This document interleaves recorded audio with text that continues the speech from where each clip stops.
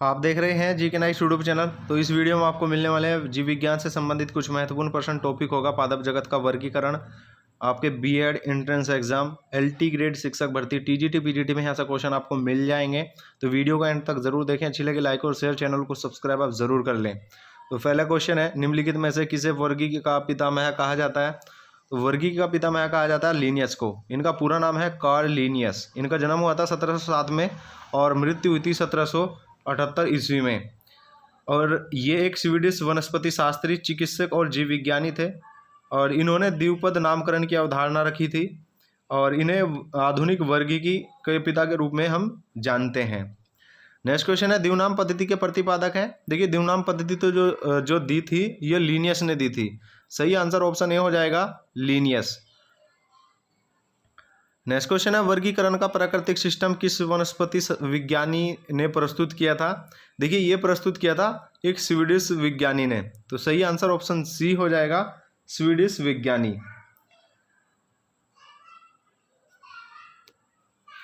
Next question है, पुष्पी पादपों को रखा गया है। इंपॉर्टेंट क्वेश्चन है। देखिए, पुष्पी पादपों को रखा गया है फेनरो गेम्स में। किस में रखा गया है? फेनरो गेम्स में। ऑप्शन बी सही आंसर हो जाएगा। देखिए, फेनरो गेम्स के जो भ्रूण होते हैं वो बीज के भीतर होते हैं और इनमें पूर्ण रूप से विभेदित प्रजनन ऊतक उपस्थित होते हैं। नेक्स्ट क्वेश्चन है, अपुष्पी पादपों को रखा गया है। देखिए, अपुष्पी पादपों को रखा गया है क्रिप्टोगेम्स में। पुष्पी पादपों को रखा गया है फेनरो गेम्स में, अपुष्पी पादपों को रखा गया है क्रिप्टोगेम्स में। तो सही आंसर ऑप्शन ए हो जाएगा, क्रिप्टोगेम्स। देखिए, क्रिप्टोगेम्स का जो साधारण अर्थ होता है, इसमें प्रजनन बीजाणुओं की सहायता से होता है। ठीक है। नेक्स्ट क्वेश्चन है, वर्गीकरण की आधारीय इकाई है। सो फ्रेंड्स, इसका सही आंसर हो जाएगा स्पेसीज। ऑप्शन सी सही आंसर हो जाएगा, स्पेसीज जो वर्गीकरण की आधारीय इकाई है। ऑप्शन सी सही आंसर हो जाएगा। नेक्स्ट क्वेश्चन है, हाइड्रोफाइटस होते हैं। देखिए, हाइड्रोफाइटस जो होते हैं ये एक जलीय पौधे होते हैं। क्या होते हैं? जलीय पौधे। तो ऑप्शन बी सही आंसर हो जाएगा, जलीय पौधे। इनको हम जलोद्भिद के नाम से भी जानते हैं। जो हाइड्रोफाइटस होते हैं, जलीय पौधे होते हैं, उनको हम जलोद्भिद के नाम से भी जानते हैं। ठीक है। नेक्स्ट क्वेश्चन है, द्विनाम पद्धति का अभिप्राय है पौधों के नामों को दो शब्दों में लिखना जो बताते हैं उनकी। तो क्या बताते हैं? तो सही आंसर हो जाएगा वंश और जाति। ऑप्शन ए सही आंसर हो जाएगा, वंश और जाति। देखिए, लिनियस ने इसका प्रतिपादन किया था। हमने अभी आपको बताया द्विनाम पद्धति जो दी है वो लिनियस ने दी है। इसमें दो अंग होते हैं, जीव के वंश यानी जीन्स तथा जाति स्पीसीज के घोतक होते हैं। ठीक है। नेक्स्ट क्वेश्चन है, जिन पौधों पर बीज बनते हैं किंतु पुष्प नहीं लगते वे क्या कहलाते हैं? देखिए, जिन पौधों पर बीज बनते हैं और पुष्प नहीं लगते हैं उनको बोलते हैं अनावर्त बीज। क्या बोलते हैं? अनावर्त बीज, या वितरित बीज भी हम उनको बोल देते हैं, या नग्न बीज के रूप में हम उनको जानते हैं। ठीक है। या जिम्नोस्पर्म भी हम उसको बोलते हैं, जिन पर बीज तो बनते हैं किंतु पुष्प नहीं लगते हैं, तो उनको क्या कहते हैं हम? अनावर्त बीज या वितरित बीज भी हम उसको बोलते हैं।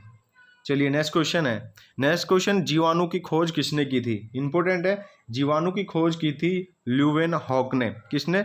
ल्यूवेनहॉक ने। आपको बता दें 1682 में ल्यूवेनहॉक ने जीवाणु को देखा था। ठीक है। एक सूक्ष्म दर्शी के माध्यम से, जो दांतों में खुरचन होती है उसमें ल्यूवेनहॉक ने जीवाणु को देखा था। और 1829 में इसका नामकरण किया गया था। नाम जो दिया था जीवाणु, ये दिया था एरेनबर्ग ने। ठीक है। जीवाणु नाम जो दिया था एरेनबर्ग ने दिया था 1829 में। और जीवाणु की खोज हुई थी 1682 में। और ल्यूवेनहॉक ने एक सूक्ष्मदर्शी के माध्यम से दांत की खुरचन में इसको देखा था। चलिए, नेक्स्ट क्वेश्चन है, जीवाणु से संबंधित निम्न कथनों में कौन सही है? सो फ्रेंड्स, क्वेश्चन का सही आंसर हो जाएगा ऑप्शन सी, अधिकांश जीवाणु विविध पोषी होते हैं किंतु कुछ बहुपोषी होते हैं। ऑप्शन सी इस क्वेश्चन का सही आंसर हो जाएगा। नेक्स्ट क्वेश्चन है, जीवाणु को पौधे माना गया है क्योंकि। सो फ्रेंड्स क्वेश्चन का सही आंसर हो जाएगा, इनमें कठोर कोशिका भित्ति होती है, तो इस कारण जीवाणुओं को पौधे माना गया है। तो ऑप्शन बी इस क्वेश्चन का सही आंसर हो जाएगा, क्योंकि इनमें कठोर कोशिका भित्ति होती है, तो जीवाणु को पौधा माना गया है। नेक्स्ट क्वेश्चन है, जीवाणुविक कोशिकाओं में नहीं होता है। इंपॉर्टेंट है, इस क्वेश्चन का सही आंसर हो जाएगा सूत्रकणिका। तो जीवाणुविक कोशिकाओं में क्या नहीं होता है, सूत्रकणिका नहीं होती है, अनुपस्थित होती है। जीवाणु कोशिका में आपको बता दें डीएनए, आरएनए, प्रोटीन तथा फास्फोलिपिड आदि पाए जाते हैं, ठीक है ना। तो जीवाणु कोशिकाओं में नहीं होता है, सूत्रकणिका नहीं होता है। इसके अलावा डीएनए, आरएनए, प्रोटीन आपको इन कोशिकाओं में मिल जाएगा। नेक्स्ट क्वेश्चन है, जीवाणुओं की साधारण आकृति क्या होती है। देखिए जीवाणुओं की जो साधारण आकृति होती है वो छड़ी रूपी होती है। कैसी होती है, छड़ी रूपी। तो सही आंसर ऑप्शन ए हो जाएगा, छड़ी रूपी। चलिए नेक्स्ट क्वेश्चन है, जो जीवाणु आकार में सबसे छोटे होते हैं कहलाते हैं। देखिए जो जीवाणु आकार में सबसे छोटे होते हैं ना, उनको गोलाणु हम बोलते हैं। क्या बोलते हैं, गोलाणु। तो सही आंसर ऑप्शन हो जाएगा गोलाणु। चलिए नेक्स्ट क्वेश्चन है, एक गोल जीवाणु कहलाता है। देखिए एक गोल जीवाणु जो कहलाता है वो कोकस कहलाता है। क्या कहलाता है, कोकस। नेक्स्ट क्वेश्चन है, एक सर्पिल जीवाणु को कहते हैं। देखिए एक सर्पिल जीवाणु को कहते हैं स्पाइरिलम। क्या कहते हैं, स्पाइरिलम। ऑप्शन डी इस क्वेश्चन का सही आंसर हो जाएगा, स्पाइरिलम। तो ऑप्शन डी इस क्वेश्चन का सही आंसर हो जाएगा। चलिए नेक्स्ट क्वेश्चन है, वास्तविक केंद्रक किस में अनुपस्थित होता है। देखिए वास्तविक केंद्रक जो अनुपस्थित होता है जीवाणु में होता है। ऑप्शन सी इस क्वेश्चन का सही आंसर हो जाएगा। वास्तविक केंद्रक जीवाणु में अनुपस्थित होता है। जीवाणु एक कोशिकीय जीव है। इसका आकार कुछ मिलीमीटर तक होता है और इसकी आकृति गोल या चक्राकार से लेकर छड़ आदि आकार की हो सकती है। नेक्स्ट क्वेश्चन है, निम्नलिखित में से कौन सर्वाधिक संख्या में पाए जाते हैं। देखिए सर्वाधिक संख्या में जो पाए जाते हैं वो जीवाणु पाए जाते हैं। सही आंसर हो जाएगा ऑप्शन सी, जीवाणु। ये जीवाणु सर्वाधिक संख्या में पाए जाते हैं। नेक्स्ट क्वेश्चन है, बैक्टीरिया में पाए जाने वाला प्रकाश संश्लेषण आशय कहलाता है। सो फ्रेंड्स क्वेश्चन का सही आंसर हो जाएगा वर्णिक-लवक। ऑप्शन सी सही आंसर हो जाएगा, वर्णिक-लवक। चलिए नेक्स्ट क्वेश्चन है, पाश्चर प्रसिद्ध है। देखिए पाश्चर प्रसिद्ध है, ये क्यों प्रसिद्ध है। इस क्वेश्चन का सही आंसर हो जाएगा रोगों की चरम थ्योरी के लिए।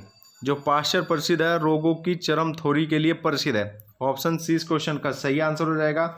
लुई पाश्चर इनका पूरा नाम है। ये एक फ्रांसीसी वैज्ञानिक थे और रोगाणुओं पर इन्होंने काम किया। दुनिया भर में लाखों लोगों की जान को इन्होंने बचाया है, ठीक है ना।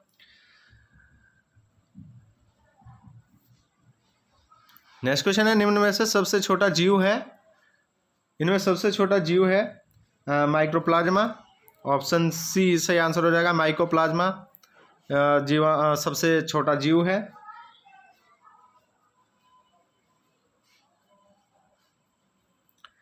नेक्स्ट क्वेश्चन, जो जीवाणु सीधे ही वायुमंडलीय नाइट्रोजन को नाइट्रोजन के यौगिकों को बदलते हैं क्या कहलाते हैं। देखिए इस क्वेश्चन का सही आंसर हो जाएगा नाइट्रोजन स्थिरकारी जीवाणु। नाइट्रोजन स्थिरकारी जीवाणु ऑप्शन सी इस क्वेश्चन का सही आंसर हो जाएगा। देखिए वायुमंडल में नाइट्रोजन की मात्रा आप सभी जानते हैं 78% है, लेकिन इतनी अधिक मात्रा होते हुए भी वायुमंडलीय नाइट्रोजन पौधों के लिए अनुपयोगी होता है। पौधों में नाइट्रोजन को गैसीय रूप में ग्रहण करने की क्षमता का पूर्णतः अभाव होता है। पौधे नाइट्रेट यानी NO3 तथा नाइट्राइट NO2 के रूप में नाइट्रोजन को ग्रहण करते हैं। यौगिकों के रूप में उपस्थित नाइट्रोजन स्थिर नाइट्रोजन कहलाता है। वायुमंडल में मुक्त नाइट्रोजन गैस को नाइट्रोजन के यौगिकों के रूप में परिवर्तित करने की प्रक्रिया को नाइट्रोजन का स्थिरीकरण कहते हैं, ठीक है। चलिए नेक्स्ट क्वेश्चन है, मूल ग्रंथिकाओं में पाई जाती है। देखिए मूल ग्रंथिकाएं जब पाई जाती हैं कुछ लेग्यूमिन्स पादपों और कुछ अन्य पौधों में। ऑप्शन ए इस क्वेश्चन का सही आंसर हो जाएगा। देखिए मूल ग्रंथिकाओं में नाइट्रोजन स्थिरीकरण जीवाणु होते हैं जो वायुमंडल की नाइट्रोजन को जैविक यौगिकों में बदल देते हैं, ठीक है। तो ये कुछ महत्वपूर्ण प्रश्न थे। आपके क्वेश्चन एग्ज़ाम में आ सकते हैं यहाँ से। तो वीडियो अच्छी लगी तो लाइक और शेयर ज़रूर कर दें। चैनल को सब्सक्राइब आप ज़रूर कर लें। Thanks for watching.